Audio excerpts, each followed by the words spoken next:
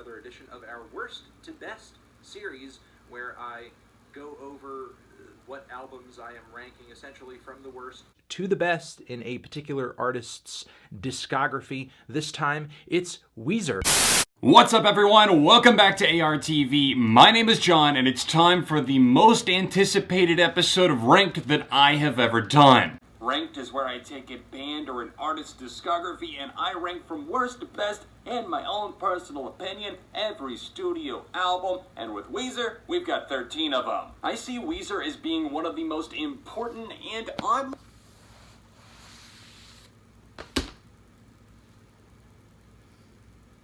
want to do that. Hello world of YouTube and welcome to a Weezer Discography review. What? That wasn't on the poll, you may be saying if you follow me on Twitter. Well, the poll ended in a tie, and some of my friends and peers were talking about a lot of Weezer, and I wanted to jump in on the fun. Weezer, kind of a band that really needs a little to no introduction. Blew up in the early mid-90s with the Blue Album. Had a weird career after that still continues to be weird and inconsistent to this day. They've got 13 albums up for discussion today. I'm not doing Death to False Metal, but it's solid. Give it like a 6. I'm not doing the Christmas album because it's a Christmas album. It's an EP. It's Christmas. What else could you want? If you have not seen these before, I rank them and I give you guys a good starting point if you're new to the band. Let's go. While it has a great opening track that's very cutesy and fun, and Love's the Answer is a pretty solid track, a majority of this thing is still a steaming pile of shit, and its really pop-centric production is dated as fuck 10 years later. Raddest is the Weezer album that has aged the worst and has some of the worst ideas Weezer has decided to pull together on a record still to this day.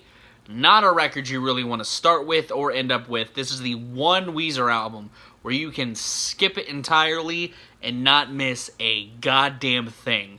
Yes, the version of Can't Stop Partying that's on River's solo recordings is pretty good, but it's not here. Instead, we have the Weezer and its Wheezy version at its corniest. This also has In the Mall, arguably another one of the worst Weezer songs ever. And really, that's what this record has a lot of. Weezer's worst, Weezer's most dated, and Weezer's corniest. Avoid like the plague. It's hard to make real friends. My friends have lots of friends. While this record has a really good starter, Mexican Fender is up there with some of the late era Weezer as one of the finest opening tracks they've put together. This record is probably the most inconsistent in their discography. You know, Raddest is bad because it's put together terribly. This is bad because its highs are pretty high, and the rest is so mediocre and underwhelming as a result. I know they were going for a very California-flavored album, but they already did that one album ago, and it's much better than this! I know this record has its fans. I'm not one of them. While I enjoy Mexican Fender, Weekend Woman and QB Blitz, and La Mancha Screwjob is okay, a lot of the rest of the record does nothing for me. I just do not find myself coming back to this really ever. I don't like the trendy production on tracks like Beach Boys and Feels Like Summer. I don't think it does anything for the band. I see a lot of people defending the song Beach Boys in particular, but I don't think it's tapping into what the band wanted to me. This almost feels like the Raddest of the 2010s for them, to a lesser degree. There's more quality here than what's on Raddest, but I feel like 10 years later, a lot of this is going to sound very, very dated.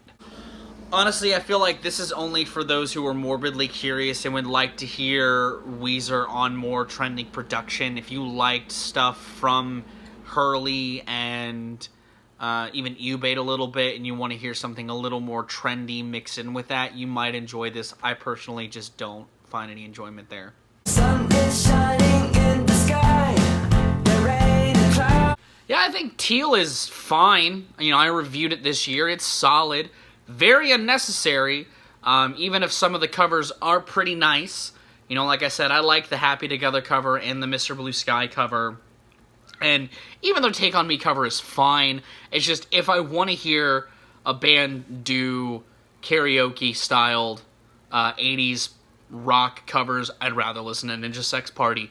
If you like Weezer, you want to see them have fun, this isn't a bad place to go. I'd just rather listen to their original material over this myself personally. Plus, I don't know, while I like the idea of them doing older covers, there's some songs I feel like they could have done that aren't this. I would have loved to see maybe do some Donovan or something from the Zombies Odyssey of Oracle record, or even some Beach Boys. They wanted to tap into the Beach Boys.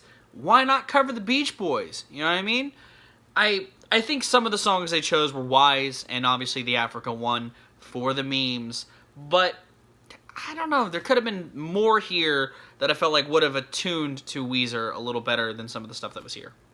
Or some of the more less obvious stuff. That they could have done stuff that was less obvious if they were wanting to do a covers album. Yeah, like I said, I think people are still really, really rough on this record, but it's still not near their best material. You know, I feel like this is a decent place to go if you like stuff like Hurley and you want to hear them do something a little more ambitious, because this is like the Red album of the 2010s is Black Album. It's got some of the tight shit that was on an album like Red, like Can't Knock the Hustle, Zombie Bastards, and High as a Kite, but it also has that shit that just does not work for Weezer, like The Prince Who Wanted Everything. Like I said, I enjoy tracks on here that others don't, like Byzantine. I think it's a fun, chill song, and it reminds me of some stuff from Pacific Daydream, just done a little better. And while this doesn't fit the tone that they were pitching this record as, I think there's still a lot here to enjoy if you want to hear Weezer do more catchy shit. Yes, some of their worst material is also present here, but the level of consistency is more present here than it was on Pacific Daydream. IMO. Again, not an essential thing to listen to in the discography, but it's one of those records where you can pick some of the singles out, and you'll probably get a good enjoyment out of this. California Snow achieves a level of melding with modern production that I think they were aiming for on Pacific Daydream, but hits the mark a lot more effectively on that song.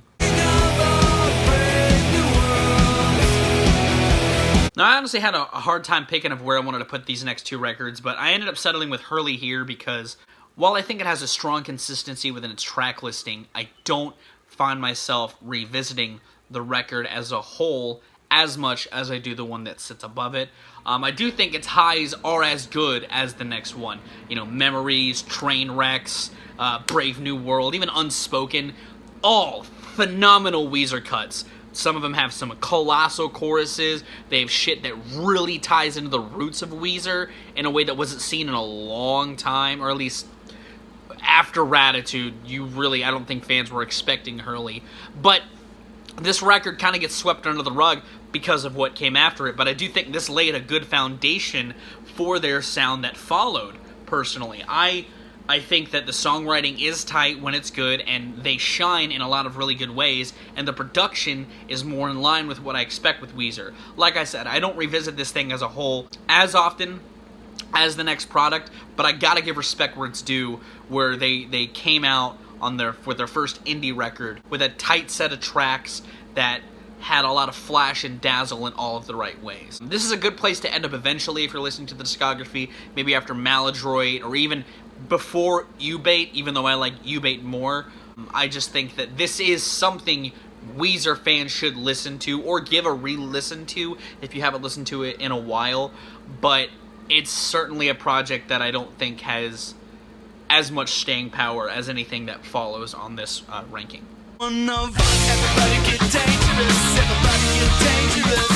I could actually do a pretty solid redacted of this record, because I think this record is really solid. It's a solid-ass record. It is the most dad Weezer gets in their entire career. Shit like Troublemaker, and Everybody Get Dangerous and The Greatest Man That Ever Lived are trying so hard to do what they did on Raditude, but with Weezer writing the songs. And while I think Everybody Get Dangerous is fun in a stupid way, I don't like Troublemaker. I don't like The Greatest Man That Ever Lived. I'm in the same camp as Crash. I know some people, some Weezer fans really adore that song, and I respect the ambition within it, but I think it falls flat on its face. I also like the ambition of everybody getting a little piece of the pie. Everyone's getting to dip their hands into things, you know? I think people are really hard on some of the shit the other band members wrote. I think Thought I Knew was fine. It's a decent song. You know, Cold Dark World, it's solid. It's a little corny, but so is a lot of the other record. And King is one of the better B-sides. A lot of the B-sides of this record are fucking solid as shit, and honestly fit more on the record than some of the A-sides do.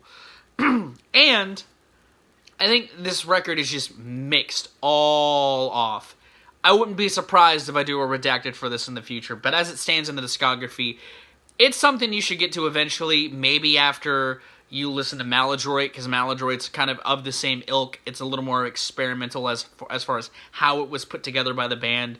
But this album is fun. You know, it's a fun-ass Weezer record, which following a record that everybody hated, that I don't hate as much, I feel like was still a fresh thing to see Weezer do again. You know, get really, really fun and self-aware. It's almost proto-U-bait in that kind of way. And also, Automatic's fine. Drummers have written worse songs. Listen to the tracks from Mardi Gras by Creedence. Those songs are much worse. Automatic is at least fun. You know what I mean? The drums are competent. It's a competent track. Expect a redacted. Get to this eventually. It's a fun record. It's solid. With what is probably my hottest take in this video, I do not think this record is that bad. If you look at all of my friends and contemporaries who've talked about this record, they do not like this thing. I kind of adore it. Like, I do. I think it's fine. You know, I don't mind some of the synthetic textures. I do think, like Red, it's ordered a little off, but it's fine. It's, like, yes, it's cheesy, but again, it's Weezer. Like, yeah, Beverly Hills, it's tone-deaf as shit, but it's understandable. If it weren't here, that's fine. I wouldn't mind its absence. I think it's a terrible opener for this record, but there's other tracks on here that I really enjoy. I don't hate We're All on Drugs that much. I think it's a little basic, but it's not terrible. Perfect Situation, though, that's a grade A Weezer song. I like My Best Friend. I like Hold Me. I like Pardon Me. You know? Some of the rest of the record is a little mediocre, but a lot of this record is nice. And I will say, outside of Beverly Hills, none of the lows on here are as low as the lows on Raditude or Red or Pacific Daydream or even fucking Black. Like, I think this record is fine. I think Rick Rubin's production, fine. It's not brick to shit, you know? I think this record just suffers from a little bit of tonal whiplash from everything else in the discography. It came out at a really weird time in the band's career because they were doing this shit, the pop dork shit, but under the California texture later on down the line, and everybody ate it the fuck up. I think this record is perfectly okay. I think it's really solid. Is some of the instrumentation basic as shit at points? Absolutely. But I think if Weezer were trying to write strictly pop songs, these are decent pop songs. I know I'm in a really low, middle, small camp for liking this much, and that's fine. That's why we share opinions, but I personally don't hate this thing. I don't think any Weezer fan, anyone who wants to get into Weezer, should listen to this until you've listened to, like, other parts of the discography, because this is a very, very hot take. But I'm the one ranking them, the one giving my opinion. That's my opinion on Make Believe. Another moderate take, because a lot of people like this thing more than me. But U-Bit is a very solid record that had took the self-awareness and solid songwriting from Hurley and amped it up just a little bit more. They got better songwriters in there that understood Weezer's craft a lot more, bands that are fans of Weezer, bands of the same ilk as Weezer, writing tunes for them, and the production, it's fucking nice. It's fucking good. The guitars on this, so crisp, so fucking nice and got a good bite to them. You know, I revisited this for the first time in a while, not that long ago, partially for this review, and I respect this a lot more than I did when I first listened to it. Still not as good as the other shit that I'll talk about later, but it does hold up impeccably well. I think the track arrangement is perfect. You know, I still think tracks like Da Vinci, Cleopatra don't do as much for me as they do for others, but The British Are Coming, the self-awareness on Eulogy for the Rock Band and Back to the Shack, Ain't Got Nobody has become a staple Weezer cut for me, and I think it opens the album blissfully and really energetically, and it kicks it off on this anthemic note that screams Weezer in the purest way. And honestly, the Futurescope trilogy, while I don't think comes together in a way that I think would have worked better for Weezer, I again respect the ambition for wanting to take this 3-part song and write it, and I think that it doesn't fall completely flat on its face. It's just not something that I personally fully enjoy. But again, I respect them for being ambitious and venturing into that world. I think if they wrote another song like that, it would come together better than the Futurescope trilogy, and I'd like to see them do it, because I feel like it would be a nice thing to spice up Weezer's next record, whatever it will be, make a song like that. I think if you listen to this record after, like I said, Hurley, because this is a great expansion on Hurley's sound, or even after something like Red, because it, like Red, is of a similar kin. You know, they're both records where the band took some real risks that are within their realms as a band. They're well within their wheelhouse, and it pays off for them in spades, and I think that if you like the sounds on those records, or Maladroit, you'll enjoy this, for sure.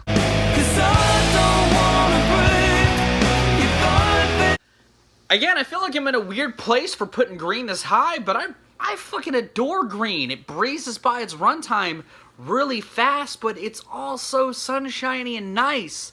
You know, this is a better California Sun record than Pacific Daydream was. Honestly, if I were to suggest something, if you like Blue, and you really like the tone of Blue, but you want something a little more stripped back conceptually, listen to Green. It's a good step down from Blue than Pinkerton is, more of an adjacent from Blue. You know, there's kind of a path that you could take with Weezer's discography. There's 2 different ways, and from Blue to follow up with Green makes a lot of sense. You know, because Green has a lot of the sentiments shared in Blue, but it's a little more stripped back. It's a little more simplistic. It's a little more, I don't want to say pure, but a little more raw emotionally. It's a little more blunt emotionally. You know, songs like Island in the Sun and Smile, you know, feel very simplistic, but they're still so well put together. The production is still very crunchy in its own way. It has that Weezer touch to it that works for me, man. I really enjoy this record. I threw it on yesterday because I couldn't stop gravitating back to it once I gave it a little dip when I came up with the idea to do this discography review. You know, it's a lot of fun.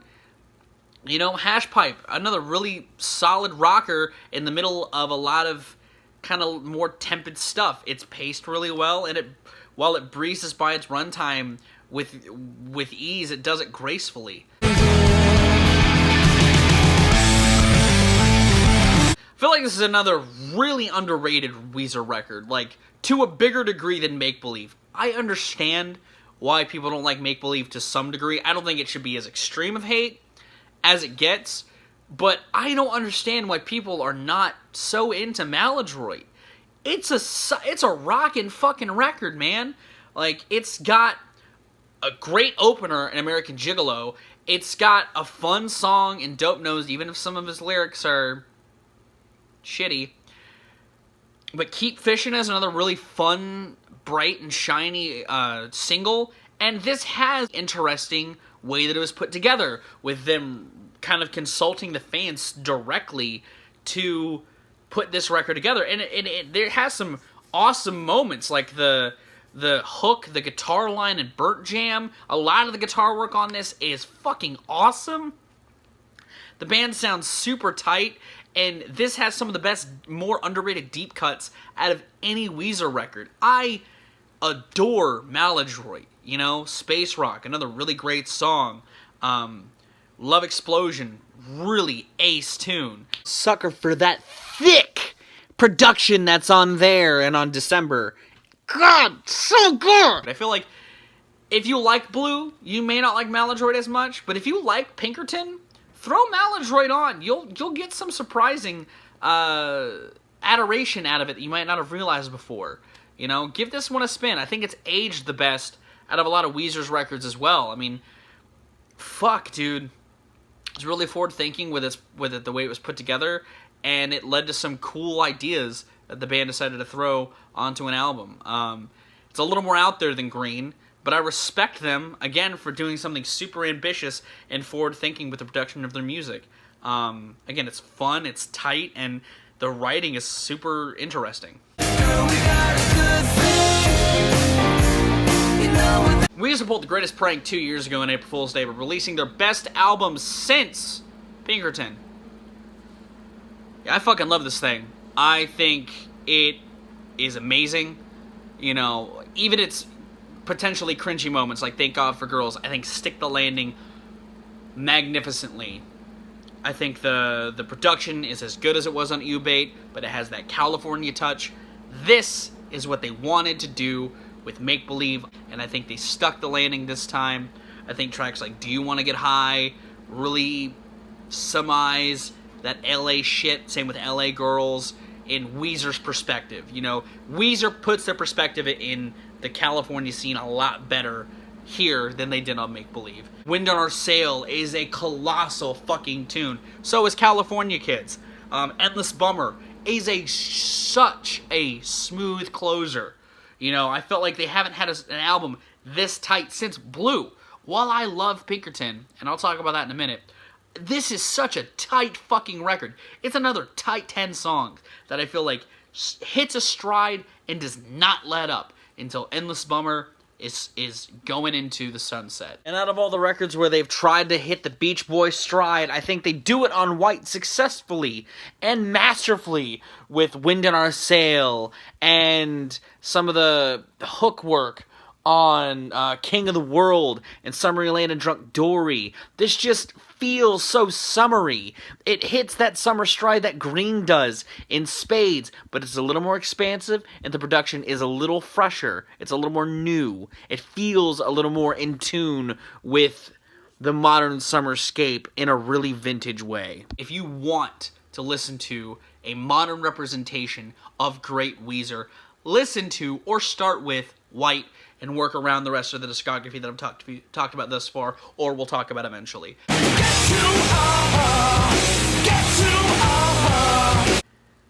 Yeah, I'm one of those guys. Pinkerton's good. It's really, really good. It's so fucking great.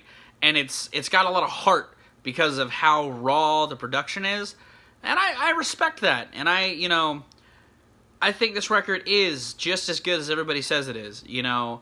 It's got a lot of earnestness and, again, raw emotion in its lyrics that are evident on Tired of Sex, just wanting something deeper, you know, than just face-level, you know, passion. You want something intimate. Get You has a stellar fucking hook. You know, Why Bother is another fun, really raw-sounding cut from Weezer. And it has its more intimate moments, like Across the Sea. You know, this is a tight fucking record, and it deserves the love it's gotten decades later. This is an essential record to Weezer's discography as well. You listen to it.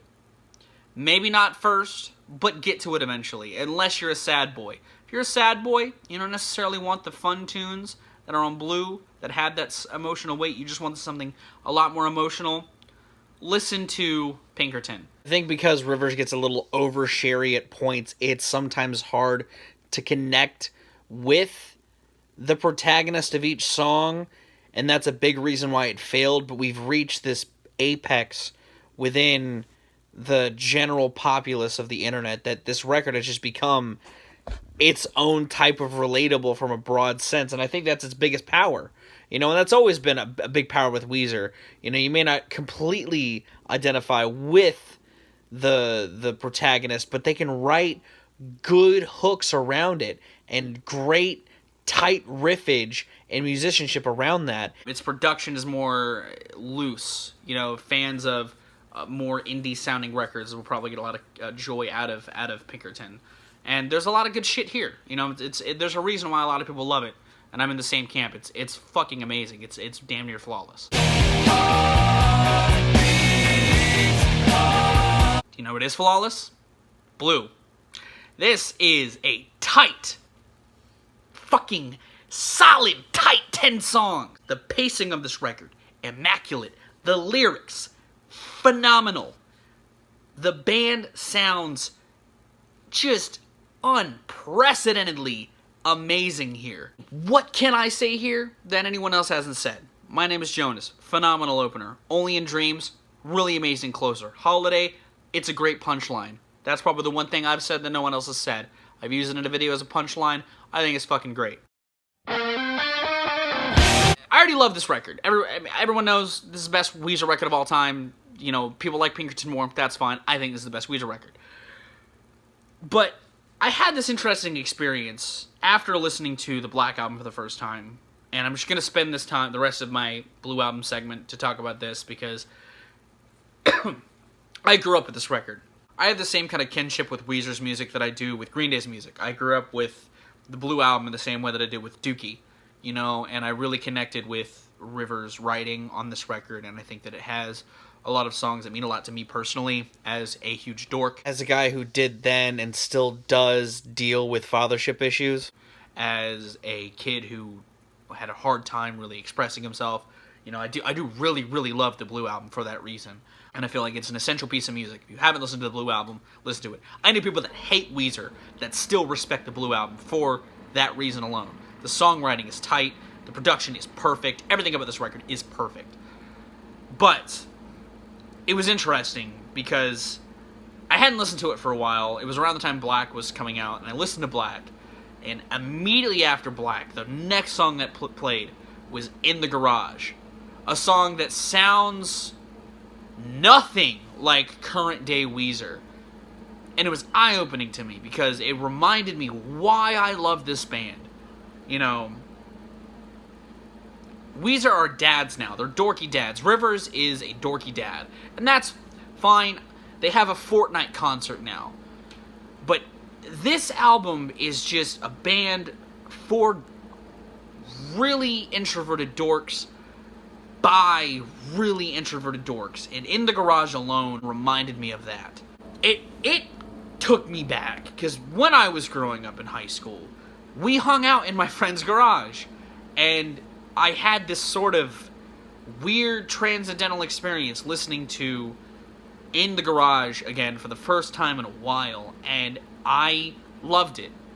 I rekindled my love of that one song alone, because I got nostalgic for a time that I miss. You know, a time where we could just sit down, talk about Dungeons and Dragons and music and other dorky shit in the garage. And I'd argue I get more enjoyment out of songs like My Name is Jonas the older I get.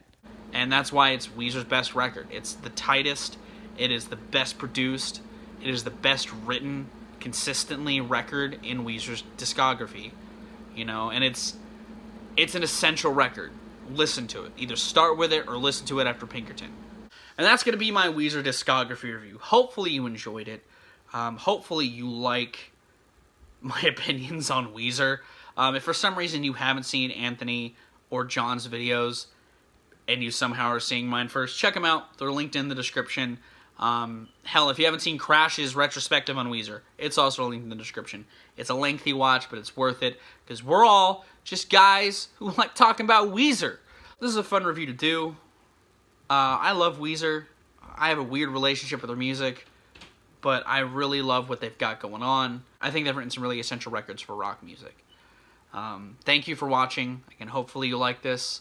The next discography review I will do will probably be, oh, not probably, it'll be one of the 2 albums that, or 1 of the 3 bands that won the tie and the poll on Twitter. So there won't be a poll next month, because I wanted to do this. But again, hopefully this was worth it. Hopefully you like this better than any of the options that I had on Twitter. I'm going to go. I've been Viral Rack. You guys have good days, thoughts, and situations, and I'll see you another day.